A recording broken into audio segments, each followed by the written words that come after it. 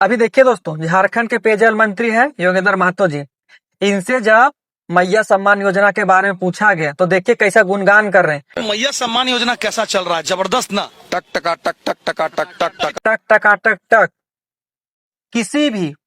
किसी भी एक महिला से पूछ के देख लीजिए कि जिसको प्रॉपर हर एक महीना पैसा मिला हो। कोई एक महिला नहीं होगी जिसको मिला हो, क्योंकि सरकार दी ही नहीं। अभी तो सरकार खुद बोल रही थी कि दुर्गा पूजा और छठ पूजा को लेके पैसा एक साथ अकाउंट में डाला जाएगा। अब आप पूछ के देख लीजिए कितने महिलाओं को अकाउंट में डाला गया है। और तो और अभी मंत्री जी बोल रहे हैं कितना अकाउंट को सर लाभ मिल रहा है मैया सम्मान योजना में? 60 लाख, लगभग 60 लाख।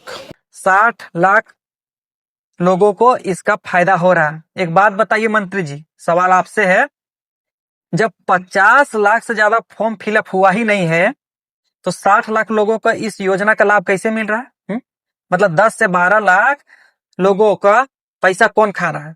और उसमें भी 50 लाख से कम फॉर्म फिलअप हुआ है। उसमें भी कुछ लोगों का बाद में चुनाव होने के बाद लिस्ट से नाम काट दिया गया, ये बोल के कि ये लोग फर्जी है, क्योंकि चुनाव से पहले वो लोग लीगल थे, चुनाव के बाद इलीगल हो गए। तो एक बात बताइए, बाकी जो 60 लाख आप बोल रहे हैं, दावा कर रहे हैं, कौन सा डाटा के हिसाब से बोल रहे हैं और उसका पैसा कौन खा रहा है? आगे सुनिए, जब मंत्री जी से पूछा गया ई कल्याण का पैसा, जो 30 लाख छात्रों का जो पैसा है जो नहीं दिया गया, उस पे देखिए मंत्री जी कैसे हकलाने लगे। उनके बेटे को 34 लाख लोगों को छात्रवृत्ति नहीं मिल रहा है। उनके लिए हम उनके लिए और हकलाना जरूरी है, क्योंकि इसका जवाब मुख्यमंत्री हेमंत सोरेन जी के पास भी नहीं। तो ये तो मंत्री हैं, इनके पास जवाब क्या रहेगा?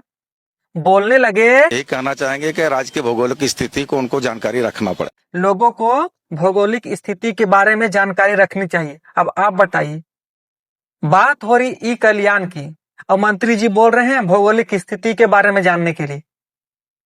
बातों को कैसे घुमाया जा रहा है, सोच के देखिए। सरकार बोलती है ई कल्याण के लिए केंद्र सरकार से बात कर रहे हैं। अच्छा, मतलब फॉर्च्यूनर लिए तब पैसा है, 6 करोड़ का बंगला चाहिए तब पैसा है, 2500 रुपया का रिचार्ज चाहिए तब पैसा है। लेकिन जैसे ही बात ई कल्याण की आएगी, पैसा नहीं है भाई, पैसा है ही नहीं। वो केंद्र सरकार से भीख मांगेंगे, मिलेगा तो ठीक है। ये लोग सिर्फ एक बहाना ढूंढ रहे हैं, बाद में ये बोलेंगे कि केंद्र सरकार से हम लोगों ने पैसा मांगा, केंद्र सरकार ने हम लोगों को नहीं दिया।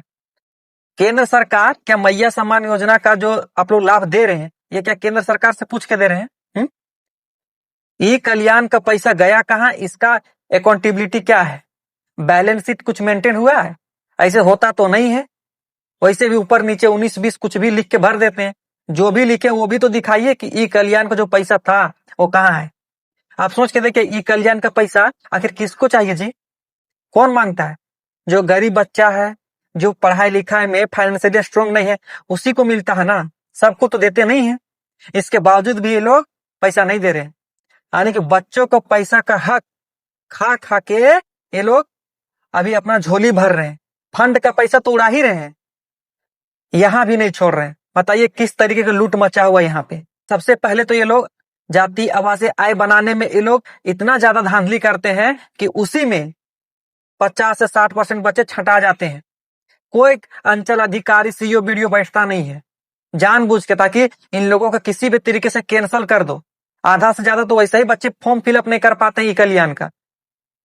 और कोई मान के चलिए सर्टिफिकेट बना भी लिया, ई कल्याण में सर्टिफिकेट, ई कल्याण में साइड काम नहीं करता है, क्रैश कर जाएगा। क्यों? क्योंकि सरकार खुद नहीं चाहती कि बच्चे ये सब फॉर्म फिलअप करे। फॉर्म फिलअप करेगा फिर सरकार को ही पैसा देना पड़ता है। किसी भी कारण से आपका ये लोग फॉर्म फिलअप रिजेक्ट कर देंगे ताकि कम से कम छात्र हो।